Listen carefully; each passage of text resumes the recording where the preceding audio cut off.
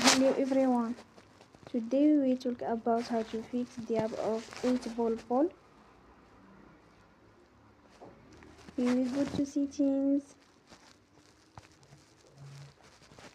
Then we click on apps.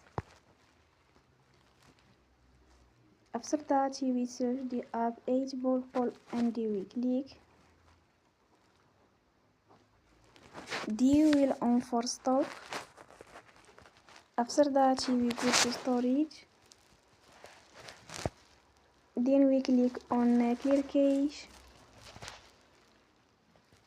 In the end, turn your phone and you will restart your phone again. Don't forget to support us by like and subscribe. See you next time and thank you for watching.